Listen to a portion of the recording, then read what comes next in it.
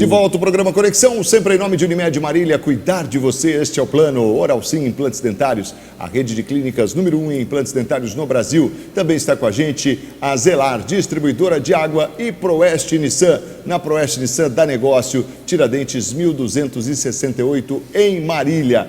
Olha só, o nosso programa Conexão hoje falando sobre AVC, acidente vascular cerebral, com o Dr. Luiz Domingos Melges, professor da Faculdade de Medicina de Marília, médico neurologista, e ele foi para o intervalo, a gente foi para o intervalo, o doutor falou dos motivos, né, dos fatores, na verdade, que desencadeiam aí um AVC, e, claro, ele ia falar agora um outro fator, né, importante, uma outra forma de se contrair aí o AVC, e a gente acabou interrompendo o doutor, que são a trombose, embolia.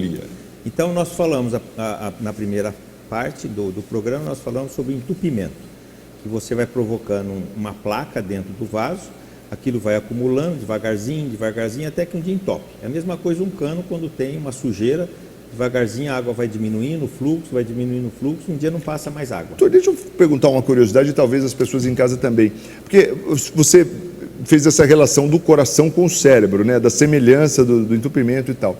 O indivíduo que tem lá esse problema no cérebro, ele apresenta também no coração? E vice-versa? O cara que teve um infarto, provavelmente ele estava prestes a ter ali um... Provavelmente, né? Porque nós colocamos que a doença, isso que chama cérebro vascular, cardiovascular, é sistêmica.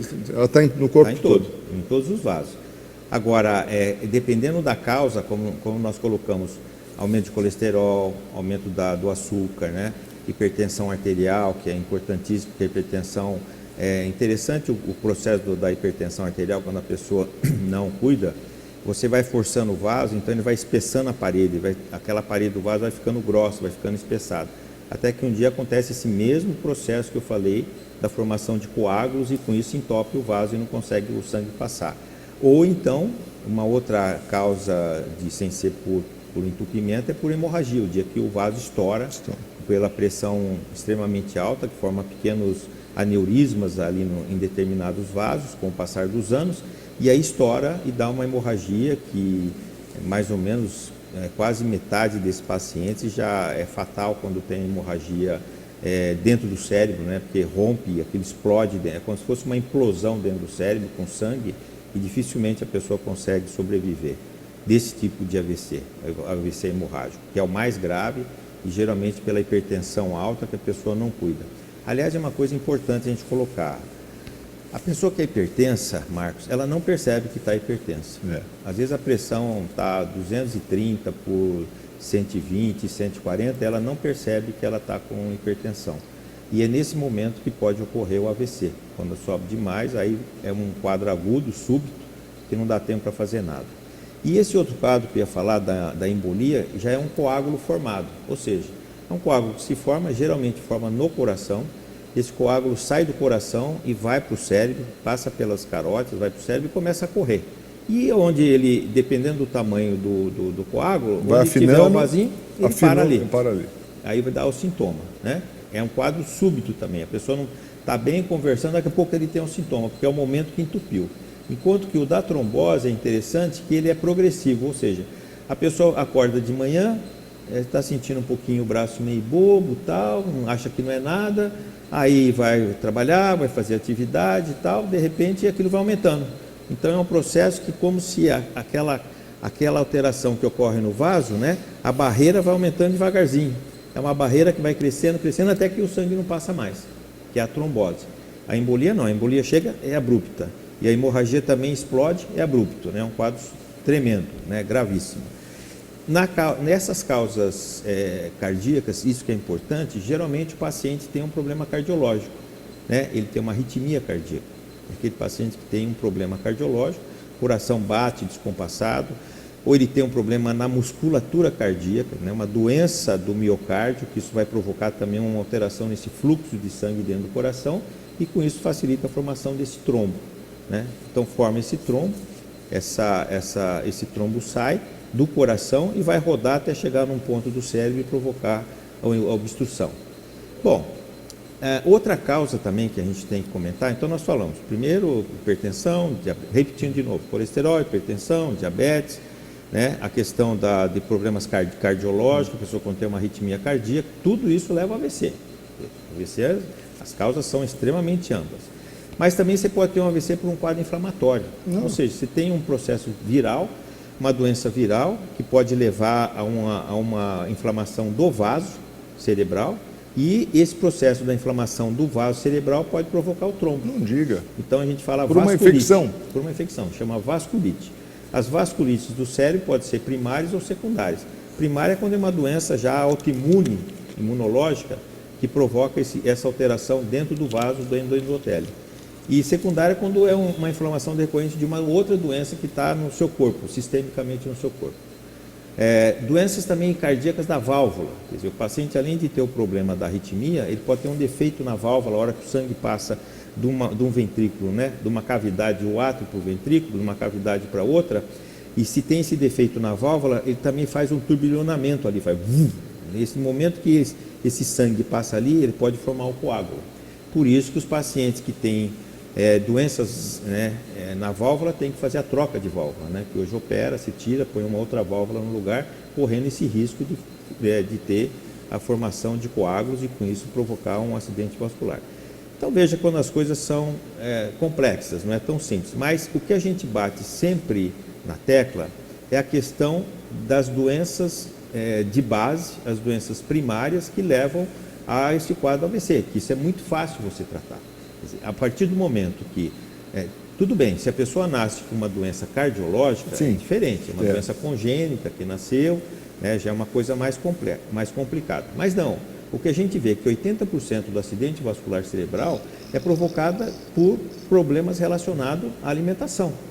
Né? Ou seja, o indivíduo está comendo mal, está desenvolvendo diabetes, está desenvolvendo colesterol e está tornando-se hipertenso. Não faz atividade física, está estressado. E aumento do sal também, que eu acabei esquecendo de falar. Aumento do sal. Aumento do sal é uma coisa terrível. Porque é relacionado à pressão também. A pressão, a hipertensão.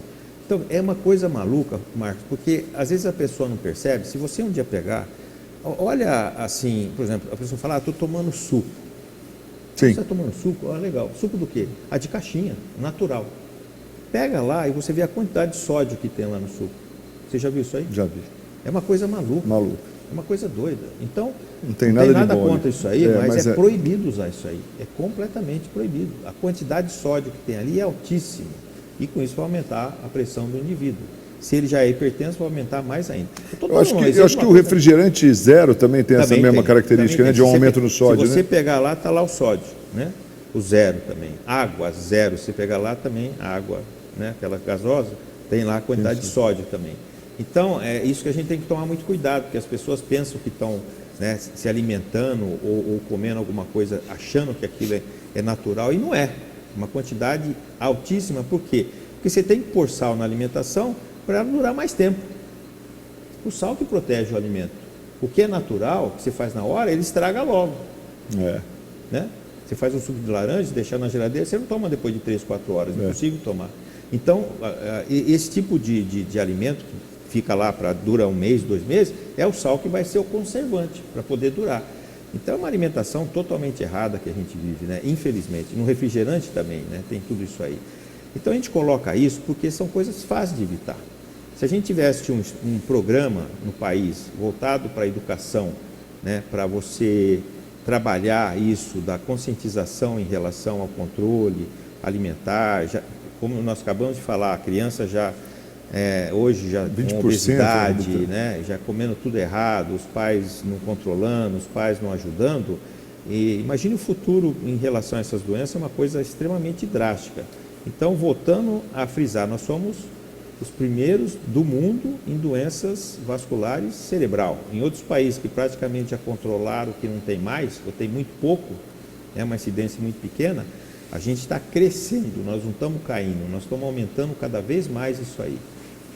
Ô, doutor, eu vou para mais um intervalo, eu volto na sequência, tem a participação do doutor Marcelo Rodrigues para a gente falar aí dos sintomas, né, e também falar do tratamento, né?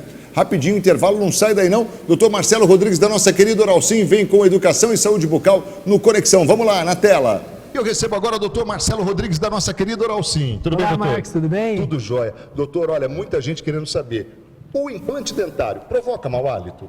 Olha, essa é uma questão muito comum mesmo. As pessoas têm essa visão, essa impressão de que vai causar mau hálito. Mas a gente tem que entender que tanto o dente quanto o implante dentário, quando não bem higienizados, quando você não tem o cuidado de usar o fio dental, a escovação rotineira, elas acabam trazendo mau hálito. E ainda por cima, doenças muito mais graves, como processos inflamatórios de gengiva, sangramento. Então, na verdade, não é o implante, né? São a falta do cuidado ideal. Infelizmente, a gente tem que trazer para as pessoas cada vez mais o que faltou no passado. Aquela orientação, como usar o fio dental, que é antes de fazer a escovação. Parece que é um desafio ainda as pessoas usarem da maneira adequada, né, doutor? Com certeza, as pessoas sofrem muito porque foi negligenciado a demonstração. Então, só se fala muito em use o fio dental, mas não fala como usar o fio dental.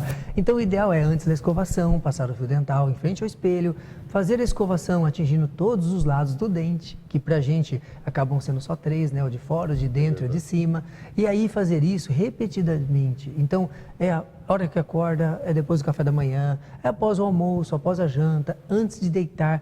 Eu sempre brinco com os pacientes, nunca deite sem fazer o uso do fio dental, da escovação, e se puder encaixar um bochecho com antisséptico, vai ficar perfeito. O segredo está então na higienização, né, doutor? Isso é o segredo de tudo, e nada vai substituir aquilo que é tão perfeito. Não tem nada que substitua o que a natureza fez, que é o nosso dente natural.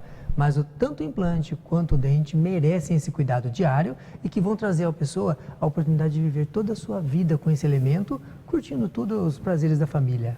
Tire as suas dúvidas com a Oral Sim, a rede de clínicas número 1 em implantes dentários no Brasil. Agende uma avaliação, 99600-2707. Obrigado, doutor, e até a próxima. Eu que agradeço, Marco. Uma ótima noite. Até já.